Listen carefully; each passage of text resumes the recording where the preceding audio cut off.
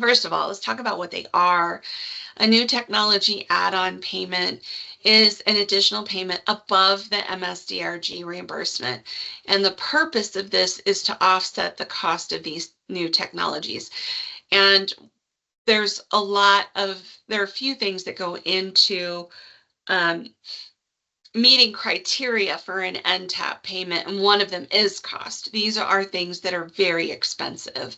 They are so expensive that there's some math calculation that they do that, and I can't remember what it is off the top of my head, but it's well over what the DRG reimbursement would be when you put it into that category. So first of all, it has to meet a newness criteria. It has to be new within the last 3 years. And they look at the date that the technology was approved by the FDA as that start date.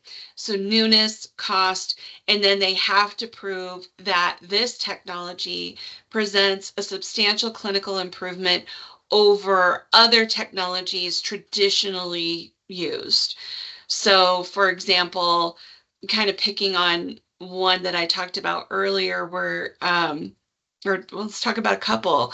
So the cerebral embolic filtration during TAVR, the idea is that when they do a TAVR, which is catheter based, that some of the material, calcifications or whatever from the leaflets of the aorta could break off, and then they could get into the cervicocerebral arteries and cause a stroke. And so somebody was like, well, let's just put a couple of little nets in there. And that's what I think they look like. They look like little butterfly nets that they put up into the arteries or place across the top of the aortic arch to prevent blood clots and embolic material from making its way up to the brain. There was no code for that before. There was nothing for that before. And so they did prove, and I don't think these are NTAPs anymore, but they were at one point. They might still be. But they're like, we just need this, code to cover for the catching of it because it's expensive.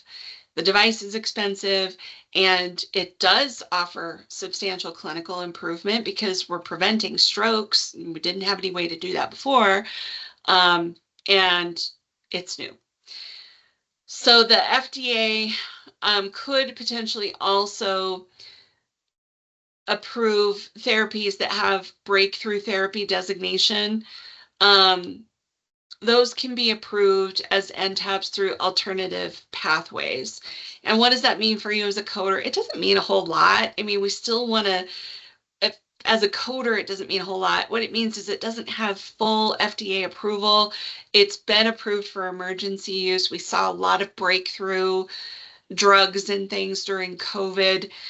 But this is, you will see them kind of carve these out when they talk about NTAPs, and we'll see it here in the presentation, where here are the NTAPs, and then here are the ones that have been approved under alternate pathways.